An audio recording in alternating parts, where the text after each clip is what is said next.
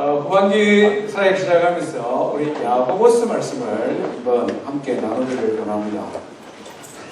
야고보스의 주제는 아주 선명한데요. 두 단어로 정의할 수 있습니다. 뭐냐면 믿음과 행함이라는 것이죠. 여기 앞에 배너가 보이나요? 뭐라고 적혀있나요? 네, 행함, 믿음 이렇게 되어 있습니다. 야고보스의 주제입니다. 믿는다는 것이 무엇이냐, 그리고 믿음 이후의 성도의 삶에 대한 내용이죠.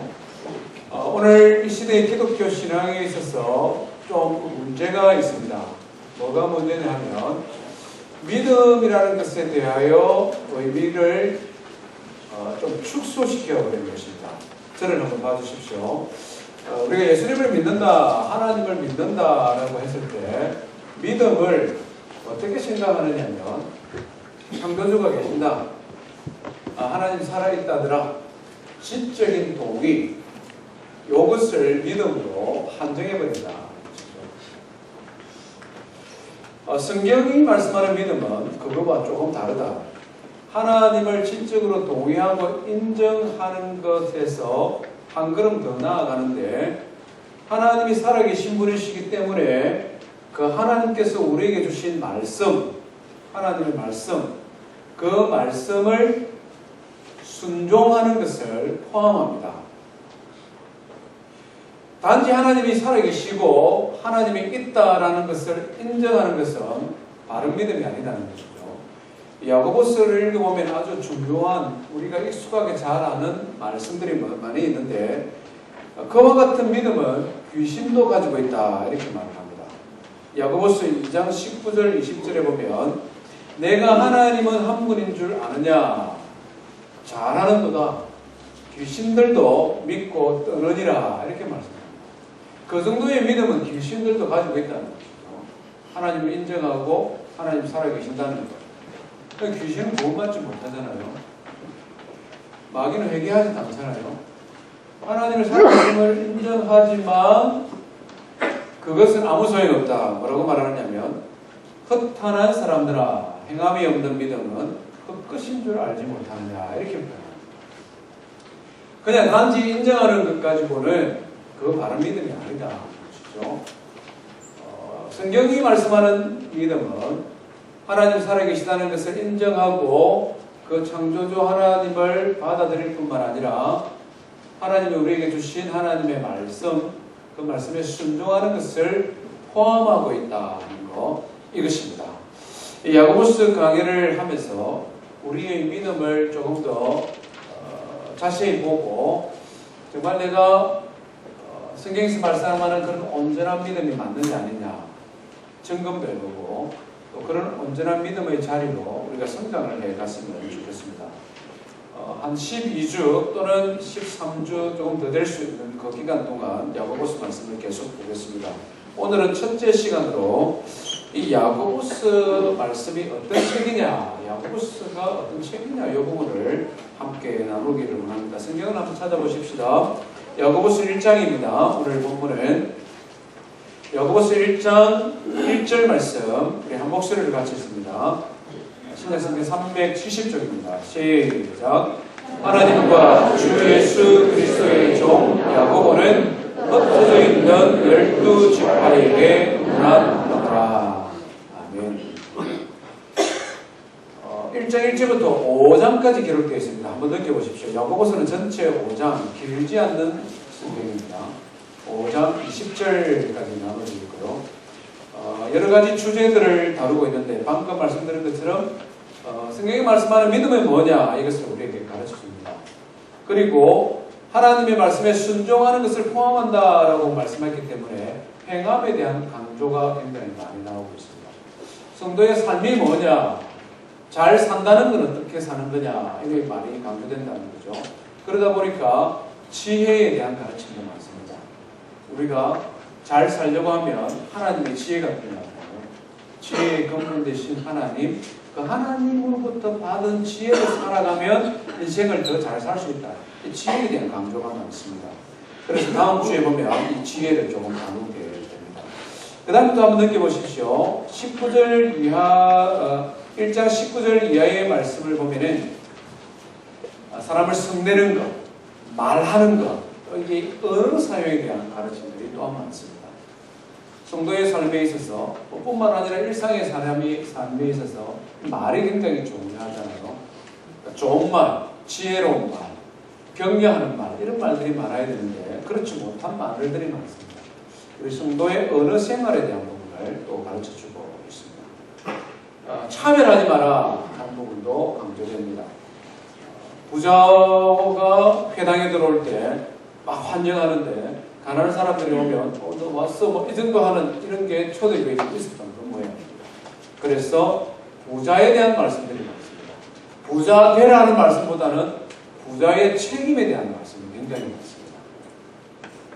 부자들 많죠, 우리 교회에? 아닙니까? 최 목사를 포함해서 부자 많잖아요. 저는 부자라고 생각하거든요. 부자인 우리가 어떻게 하나님 앞에 책임 있는 삶을 살아갈 것인가, 그 말씀이 또 이 야고보서는 굉장히 많습니다.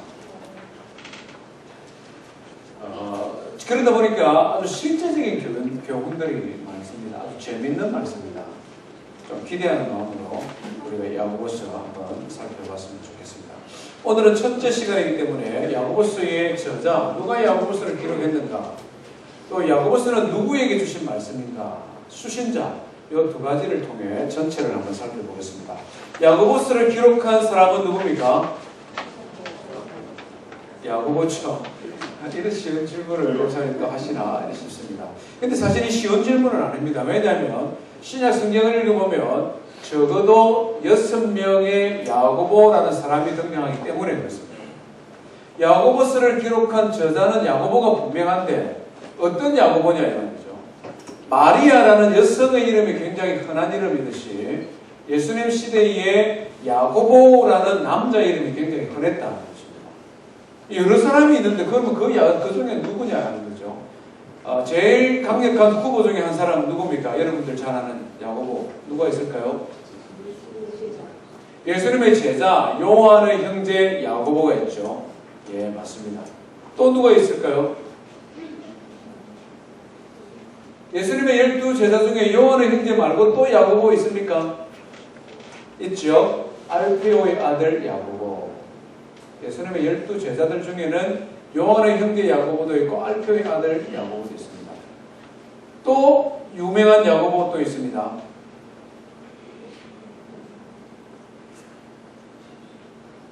상품 좀 끌까요? 예수님의 육신의 형제, 예수님의 동생 야고보가 있죠. 예수님의 동생 야고보가 있습니다. 그 외에도 성경에 두세 사람 이상의 야고보가 등장하는데 그분들은 조금 비중이 약해서 후보에 들지 않습니다. 이 중에 누구냐는 것이죠. 누가 이 야고보서를 기록했느냐가 굉장히 사실 중요합니다. 예수님의 사랑받는 제자 요한의 형제 야고보는 후보에서 빨리 탈락이 됩니다. 왜냐하면 너무 빨리 순교를 당했습니다. 우리 권사님 말씀처럼 너무 빨리 순교를 당했습니다. 예루살렘 교회가 시작하자마자 순교를 당했죠. AD 44년경입니다. 말하자면 이 야고보서를 기록할 만한 시간적 여유가 없을 만큼 너무 빨리 순교를 당했습니다. 그래서 요한의 형제 야고보 예수님의 제자는 탈락입니다. 두 번째 알페오의 아들 야고보, 예수님의 제자들이 대부분 성경을 많이 썼잖아요. 그렇기 때문에 이 알페오의 아들 야고보, 또 다른 예수님의 제자 야고보도 후보 중에 하나가 될 수 있는데 학자들의 견해는 좀 탈락 쪽에 가깝습니다. 왜냐하면 예수님의 12제자들 가운데 실제적으로 성경에 많이 기록되어진 제자들은 예수님 한 4명, 5명밖에 안 됩니다. 특별히 알페오의 아들 야고보는 굉장히 이름만 한 2번 성경에 나타납니다. 그런데 야고보서를 읽어보면 야고보서는 초대교회에 아주 비중 있는 지도자였고 카리스마가 굉장히 강한 문체입니다. 이 야고보서가 읽어보면 하라 이런 명령어가 굉장히 많다는 것이죠. 그래서 많은 학자들의 견해가 알페오의 아들 야고보는 너무나 성경의 기록에서 부족하기 때문에 그가 능력 있는 사역과 이런 성경을 기록을 했을까? 이런 면에서 의문을 좀 가집니다. 그에 비하여 예수님의 동생 야고보는 거의 대부분이 이 야고보서의 저자다 이렇게 인정할 만큼 초대 교회 안에서 그의 역할이 아주 도드라지게 나타나고 있습니다. 예수님의 동생 야고보는 처음에는 예수님을 믿지 않았습니다. 우리가 성경에 보면 이 예수님의 동생들에 대하여 기록을 남기고 있는데 마태복음 13장, 마가복음 6장에 보면 예수님의 남자 형제들의 이름을 기록하고 있습니다. 야고보와 요셉과 유다와 시몬이 있었다. 4명의 이름을 기록합니다. 여자 동생들도 제법 있었는데 당시의 문화적인 풍습을 따라 여자들의 이름을 기록하고 있지 않습니다. 왜 그렇습니까? 당시의 여성들은 좀 그랬거든요. 그러다 보니 이름이 싹 다 빼버려요. 예수님은 성령으로 잉태된 살아계신 하나님의 아들이지만 육체를 따라 같은 엄마에서 태어난 동생들이 있었다는 거죠. 그런데 이 야고보를 비롯한 남자 동생들은 예수님을 하나님의 아들로 인정 안 했습니다. 오히려 예수님을 핍박하고 조롱하던 그룹에 있었다 하는 것을 보게 됩니다. 요한복음에서 이것을 자세히 기록하고 있는데요. 요한복음 7장에 보면 예수님에게 이 형제들이 뭐라고 말하느냐면 형님 예루살렘으로 올라가서 선지자 노릇을 하십시오. 이게 무슨 말입니까? 예수님께서 공생의 사역을 하면서 성령이 충만하여 귀신 들린 자를 고치고 하나님의 말씀을 가르치고 나는 위로부터 온 하나님의 아들이다. 내가 아브라함보다 더 먼저 있었다. 이런 말을 하니까 사람들이 예수를 미쳤다고 그랬어요. 바리새인과 서기관들과 당시의 권력을 가진 사람들. 어떤 사람은 예수님을 귀신 들렸다고 그렇게 조롱을 했어요. 동생들 입장에서는 당황스러운 거죠. 같은 어머니 밑에서 태어나서 어린 시절을 같이 보내었는데 예수님께서 위대한 선생이다 이 정도만 해도 내가 따라줄 수 있는데 하나님의 아들이다 그러고 귀신을 쫓아내고 막 이해하기 어려운 말씀도 가르치고 이러니까 많은 사람들이 예수님을 하나님의 아들로 순종하며 따른 사람도 있지만 당시의 지식인들, 당시의 권력을 가진 사람들이 예수님을 핍박하니까 아주 헷갈리는 겁니다. 그래서 그들이 반대하는 편에 섰다는 거죠. 쉽게 말하면 이렇습니다. 예수님, 형님 때문에 사실 우리가 굉장히 힘듭니다. 그렇다고 해서 무조건 반대할 수도 없고 그냥 빨리 서울로 가십시오. 저 멀찍이 가서 거기서 선지자 노릇을 하십시오. 결정적으로 그의 형제들도 예수님을 믿지 아니하였다. 성경이 이렇게 기록하고 있습니다. 사도행전부터 이 예수님의 형제들, 특별히 이 야고보가 변화된 모습을 기록을 하고 있습니다. 예수님이 부활 승천하시고 난 이후에 120명의 사람들이 마가의 다락방에서 모여서 열심히 기도했는데 그 기도한 사람들 가운데 예수님의 동생들이 포함되어 있는 것을 보게 됩니다. 사도행전 1장 14절에 보니까 여자들과 예수의 어머니 마리아와 예수의 아우들과 더불어 이렇게 표현합니다. 이 남동생들이 예수를 핍박하고 안 믿던 사람들이 예수님이 부활하시고 난 다음에 예수님을 믿기 시작했을 뿐만 아니라 기도하는 무리 가운데 같이 있는 것을 기록을 합니다. 고린도전서 15장 바울 사도가 기록한 서신서에 보면 예수님께서 야고보를 특별히 만나주셨다 이렇게 기록을 하고 있습니다. 고린도전서 15장 5절 이하는 부활하신 예수님을 만났던 당시에 500명 이상의 사람들의 이름을 쭉 기록을 하고 있습니다. 그 중에 보면 이렇게 말합니다. 베드로에게 보이시고 그 후에 12제자에게와 500여 형제에게 보이셨다. 7절에 이렇게 기록합니다. 그리고 난 다음에 이어서 뭐라고 말하면 그 후에 야고보에게 보이셨으며 모든 사도보다도 못한 나에게도 보이셨다. 이렇게 표현합니다. 말하자면 예수님께서 보이시는데 조금 전에 뭐라고 말합니까? 예수님의 12제자들에게 보이시고 그 이후에 플러스 야고보에게 보이시고 플러스 죄인들 중에 개수와 같은 나에게도 보이셨다. 이렇게 말씀하죠. 그렇기 때문에 여기에 기록되어 있는 야고보는 알페오의 아들이나 예수님의 제자 한 중에 한 사람이 요한의 형제 야고보는 아니다는 것입니다. 똑같은 말을 같이 쓸 수는 없지 않습니까? 여기서 야고보는 누구냐? 예수님의 동생 야고보라는 것을 성경이 증언을 해주고 있습니다. 갈라디아서 2장에서는 이 야고보에 대해서 놀라운 표현을 하고 있는데, 바울 사도가 기록한 서신이지 않습니까? 최초의 선교사로서 그렇게 복음을 위하여 헌신하고 존경받는 바울 사도가 뭐라고 기록을 했느냐면, 들어보십시오. 예루살렘 교회를 섬기는 기둥같이 여기는 야고보와 게바, 베드로죠. 베드로와 요한도 내게 주신 은혜를 알므로 나와 친교에 악수를 하였다. 이렇게 표현하고 있습니다. 바울 사도가 복음을 전도하다가 예루살렘을 방문했는데 그 예루살렘 교회의 가장 핵심적인 리더십을 발휘하고 있는 세 사람의 이름을 지금 이야기를 하지 않습니까? 야고보와 게바, 베드로와 요한 사도, 가장 오랫동안 살았던 요한과 더불어 내가 악수했다 이렇게 표현을 하고 있습니다.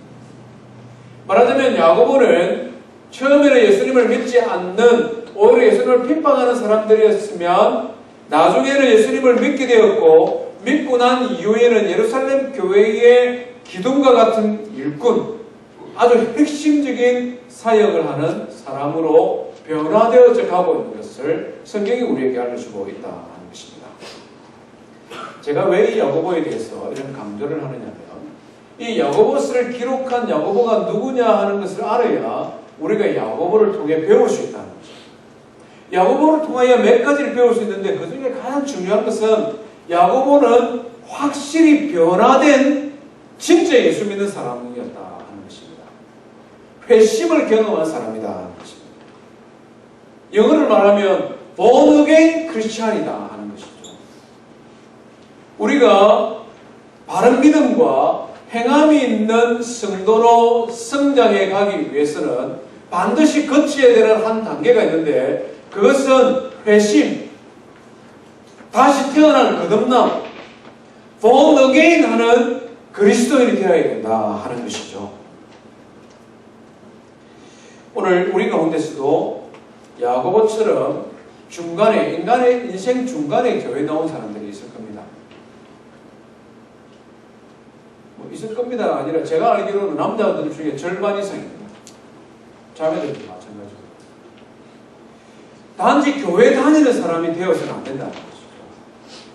교회 다니는 사람과 예수 믿는 사람 완전히 다르다는 거예요. 야고보가 그걸 우리에게 지금 모델로 보여주고 있다는 거죠. 그도 처음에는 예수님 믿기 어려웠습니다. 그렇잖아요. 정말 믿기 어려웠을 것 같아요. 어렸을 때 형하고 이렇게 구슬치기 하고 딱지치기 하고 기분 나쁘면 한번 붙고 싸우고 이랬는데, 아니, 나이 30세를 물어가면서 예수님이 성령으로 충만하여 하나님의 말씀을 전하고 축기하시고 더 나아가서 나는 하나님의 아들로 성령으로 태어난 자다 이런 말을 하니까, 27년 이상 형님 보고 왔는데 그런 말을 하니까 이 야고보가 쉬웠겠습니까?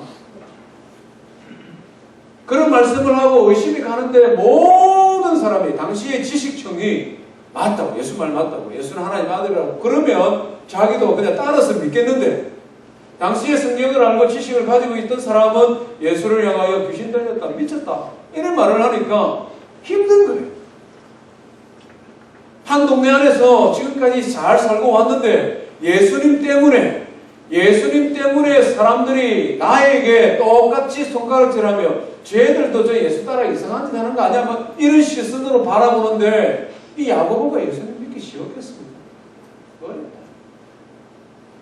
우리가 여기서 미국 땅에 와서 처음 교회를 출입하는 성도들 예수님 믿기 어려운 문제 알고 있습니다.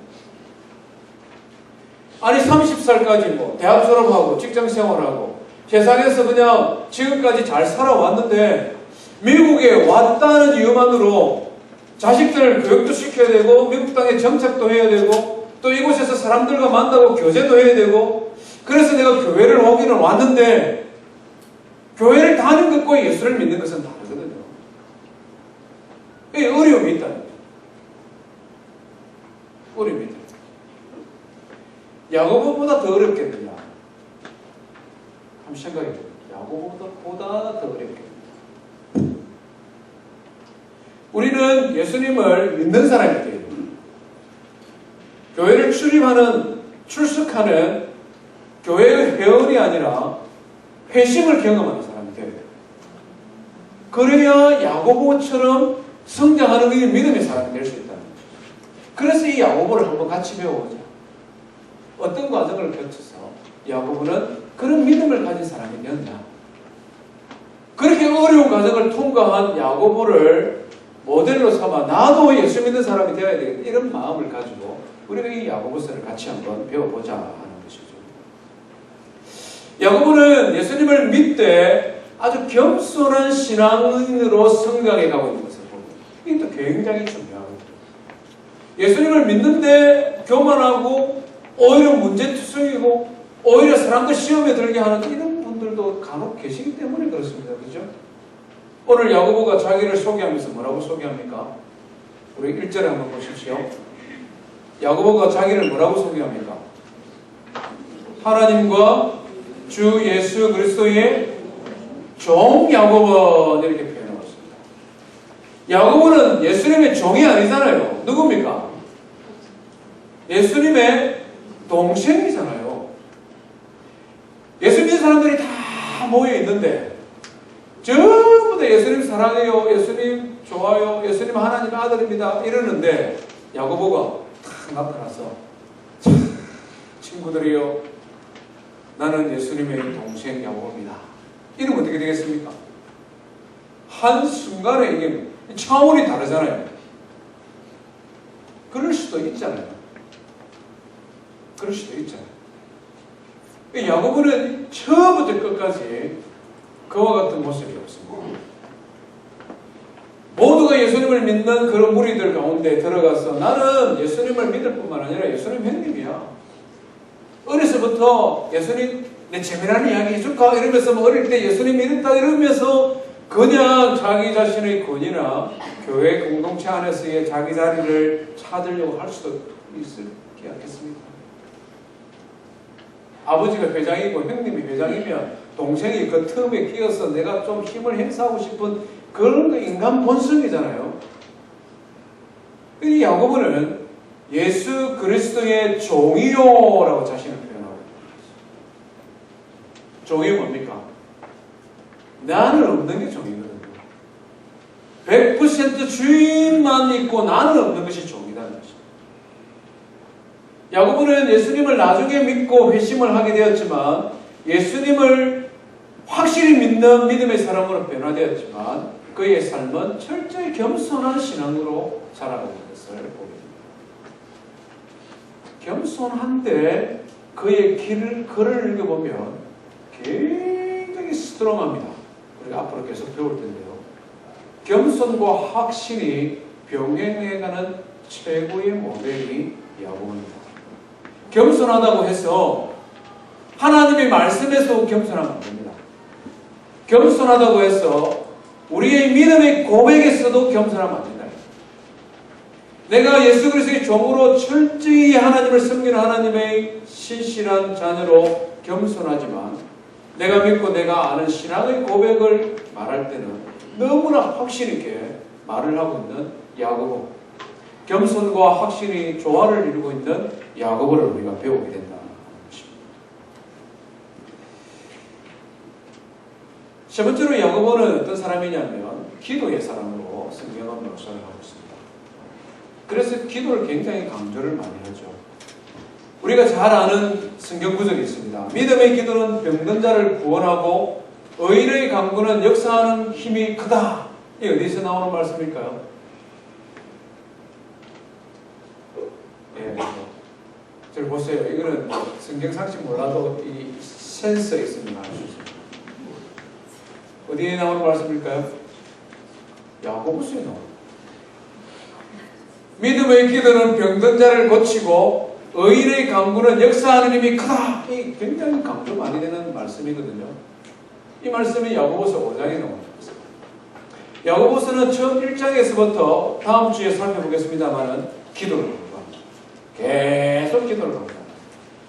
말로만 강조한 사람이 아니라 얼마나 기도를 열심히 하는 사람인지 야고보의 별칭이 있는데 낙타의 무릎을 가진 사람이다. 이런 별명입니다. 아마 유대인의 전통을 따라 하나님 앞에 기도할 때 무릎을 꿇고 기도했던 것 같아요. 그러다 보니 그 무릎이 굳은 살에 박혀서 딱딱해진 것 같아요. 그래서 야고보 사도는 별명이 낙타의 무릎을 가진 사람이다. 이런 별칭을 가지고 있습니다. 이거 참 묘합니다만은 하나로 연결되어집니다. 한번 보십시오. 우리의 신앙의 삶이 분명한 회심, 중생을 경험하게 되면 하나님 앞에 겸손한 신앙을 가지게 됩니다. 겸손한 사람이 확신 있는 신앙인으로 성장하기 위해서는 기도하게 됩니다. 회심과 겸손한 신앙과 확신 있는 삶이 기도로 연결되어집니다. 야고보는 이런 면에 있어서 철저히 좋은 모델이 됩니다. 그렇기 때문에 그가 기록한 서신서가 오늘 우리에게 굉장한 도전이 되는 말씀이 아닐 수 없다 하는 것입니다.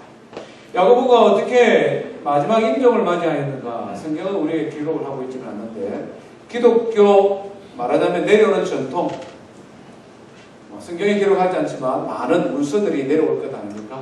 그 문서에 보면 야고보 사도는 예루살렘 성전에서 떨어져 순교했다 이렇게 기록을 하고 있습니다. 유대인들이 특별히 기독교를 핍박할 때 이 야고보를 정말 미워했다고 합니다. 왜냐하면 야고보는 자기들이 십자가 못 박아 죽인 예수의 동생이다. 예수의 역사성, 예수가 실존입니다 하는 것을 뭐라고 거짓말을 해도 야고보가 나오면 할 말이 없는 거예요. 우리 형님이니까. 자기들과 함께 예수님을 핍박하던 사람이 예수님을 믿는 사람으로 변화되어질 뿐만 아니라 죽도록 예수 그리스도의 복음을 전하니까 유대인들이 너무 싫은 거예요. 지독하기 싫은 거예요. 눈에 가시와 같은 거예요. 그래서 야고보를 예루살렘 성전에서 밀쳐버렸다 이렇게 기록을 합니다. 그가 죽음에서 마지막 남긴 말이 있는데 예수님의 모범을 따라 주님 저들의 죄를 용서하소서. 저들이 하는 행위를 알지 못하나이다. 이렇게 말했다고 합니다.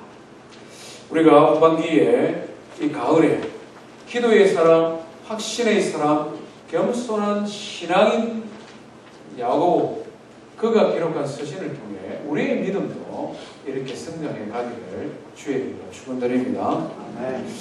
야고보서 저자가 굉장히 중요한 것처럼 누구가 이 서신을 제일 먼저 받았느냐 이 수신자도 굉장히 중요한데요. 이 편지, 이 성경을 제일 먼저 받은 사람이 누굽니까? 누구라고 성경이 설명합니까? 1절 말씀에 뭐라고 말합니까? 흩어져 있는 12지파에게 문안하노라. 이 편지들이거든요. 그러니까 이 편지를 받는 사람이 누구란 말입니까? 흩어져 있는 12지파다. 흩어져 있는 12지파, 이게 무슨 말일까? 어려운 말씀 같지만 짧은 구절이지만 너무나 많은 정확한 정보를 가진 표현입니다. 12지파라는 말을 이스라엘 사람들이 굉장히 좋아했습니다. 왜냐하면 이스라엘 백성들은 하나님으로부터 선택받은 백성이다라는 선민의식을 가지고 있잖아요. 그렇기 때문에 우리는 이스라엘 사람, 유대 사람 이런 개념 말하자면은 저 사람들은 이집트 사람이고 저 사람들은 로마 사람이고 저 사람들은 시리아 사람들이고 우리는 그런 사람들처럼 이스라엘 사람이다 이런 표현보다는 우리는 한 나라이기 이전에 하나님께서 선택한 믿음의 조상 아브라함의 아들 아브라함의 자손인 야곱의 12아들의 후손들이다. 이걸 굉장히 좋아한다. 그래서 오늘 이 시대에도 그들은 12지파라는 개념이 사라지고 없는데도 이스라엘 민족, 유대인 이런 표현보다는 이스라엘의 12지파가 우리의 조상이다. 이런 표현을 더 좋아한다. 그래서 이 12지파의 말은 이스라엘 백성들에게만. 근데 흩어졌다. 왜 흩어졌을까요? 누가 흩어서니까 흩어지는 거죠. 이스라엘은 BC 588년에 바벨론이라는 나라에서 완전히 멸망해 버립니다. 바벨론은 이 분산 정책을 펼쳤습니다. 자기가 점령하면 그 나라에 있는 사람들을 흩어버린다는 거죠. 러시아, 소련이 이 영향을 받았습니다. 스탈린이. 그래서 그들이 한국 사람 흩어버렸잖아요. 만주로 흩어버리고 다른 데로 막 섞어버린다. 원조가 바벨론. 바벨론이 이스라엘을 점령하고 이스라엘 백성을 흩어버렸습니다. 그 이후 이스라엘 백성들은 지금껏 자기 땅에 사는 사람보다 세계에 흩어져 사는 사람이 많습니다. 이스라엘 백성 유대인들의 인구를 통계를 보면 1,400만 명 정도 된다. 전 세계에. 근데 이스라엘 땅에 사는 사람들이 몇 명? 얼마냐? 700만 명에서 800만 명. 나머지는 전부 다 흩어져 살아요. 지금 현재도.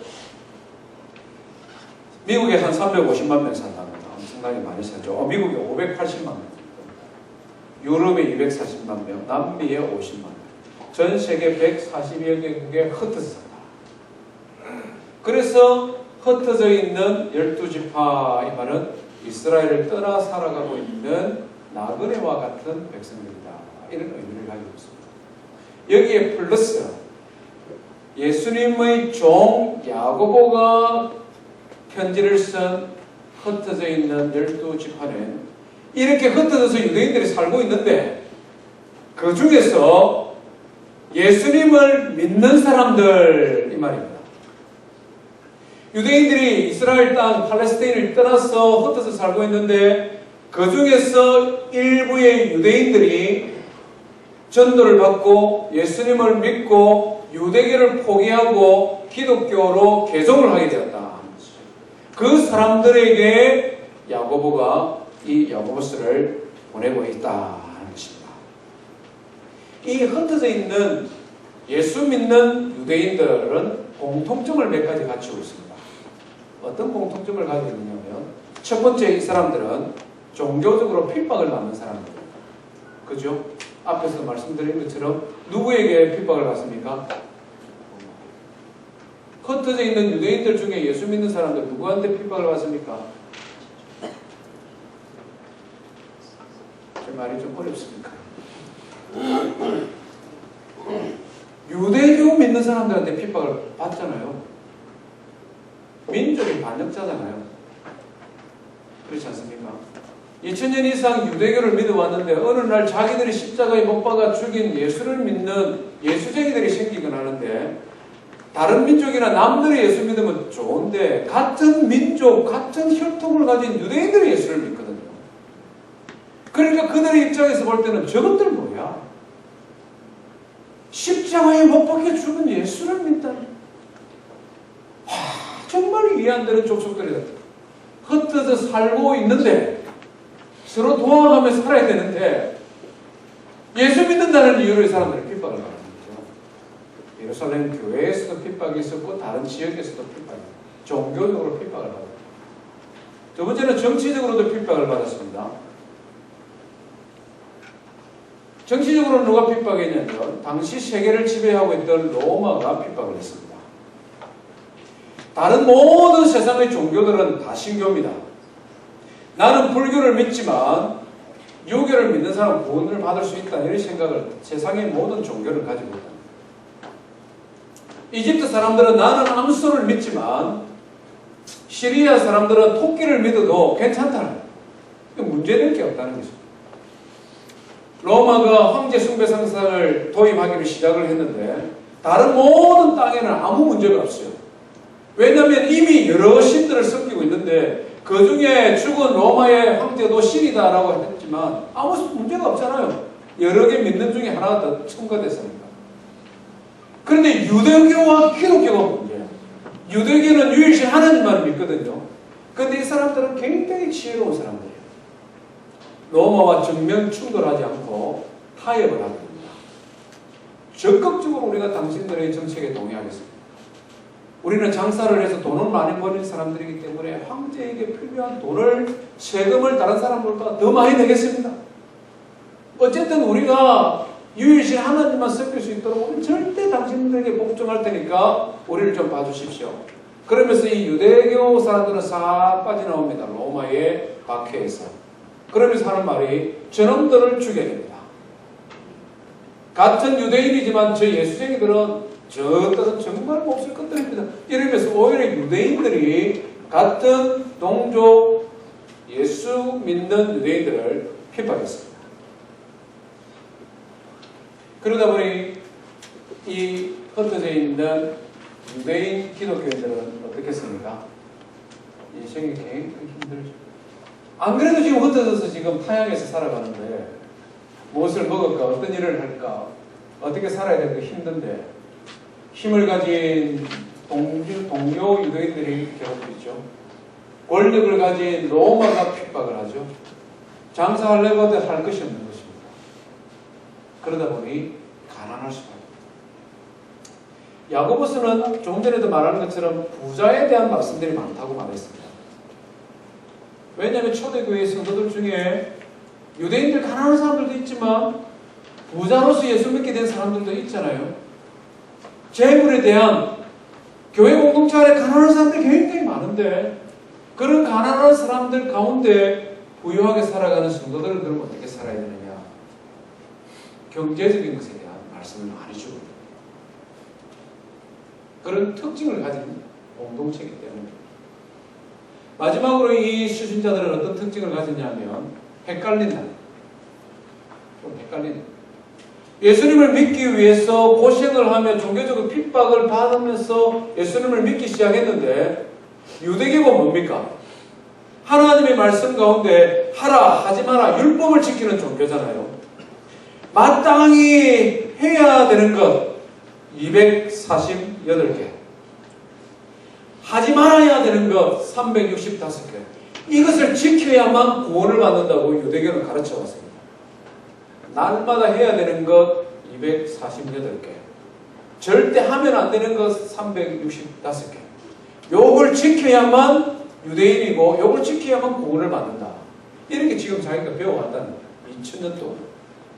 근데 예수님은 뭡니까? 기독교는 믿음으로 말미암아 구원을 얻는다. 이렇게 가르치잖아요.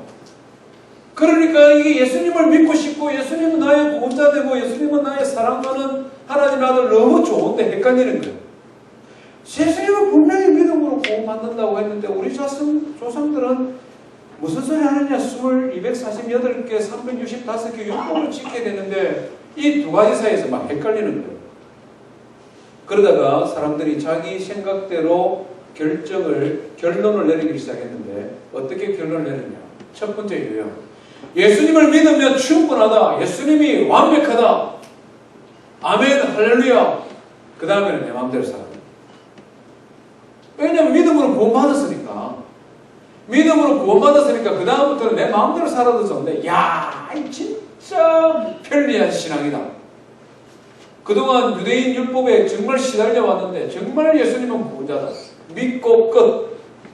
도덕적 타락을 가진 일부의 성도들이. 어떤 사람들은 절대 그런 거 아닙니다. 예수님을 믿는 것 50%, 율법을 지키는 것 50%, 이 두 개 합쳐서 100% 그래야만 구원을 받았다고 자기들 나름대로 결론을 내렸다는 것이죠. 이런 말씀을 잠깐 듣고 있으니까 우리하고 좀 비슷해 안 보입니까? 우리 성도님들하고 좀 안 비슷합니까? 우리도 흩어진 자들 맞습니까? 이 흩어졌다라는 말을 디아스포라 이런 헬라어를 씁니다. 디아 말은 흩어졌다 이런 뜻이고 포라 이 말은 씨앗 이 말이거든요. 흩어진 씨앗.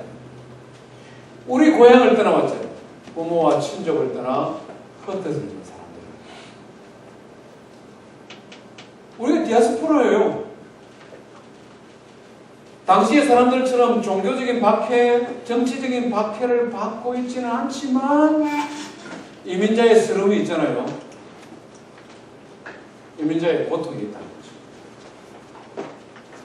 종교적인 핍박은 아니지만 핍박 비스무리한 이런 거 있잖아요. 왜? 내가 나이 들어서 교회 가니까 사람들이 야, 너 뭐 교회 가면 뭐 좋다고 교회 가느냐 이상하게 생각하잖아요. 너 한국에 있을 때는 교회 안 가더니 야, 너 미국 와서 왜 교회 가냐? 너 이상한 뭐 교회 가면 뭐 좋은 거 있어? 뭐 이렇게 하잖아요. 부모님들이라도 한 번 오면은 야, 너 갑자기 왜 그러냐? 뭐 애가 변했냐? 왜 그러냐?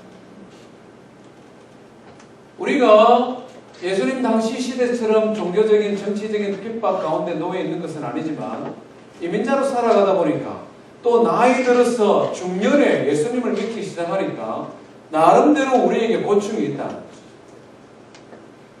헷갈리는 것은 제일 큰 공감이라는 겁니다.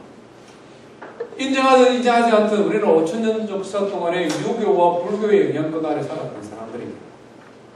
유교와 불교, 우리 동양의 신앙은 무엇이든지 간에 선한 행위, 살생을 하지 않든지 조상을 잘 섬기든지 무엇이든지 내가 무엇인가를 해야 구원을 받는 그와 같은 가르침 속에서 우리가 지금까지 살아왔다는 거죠.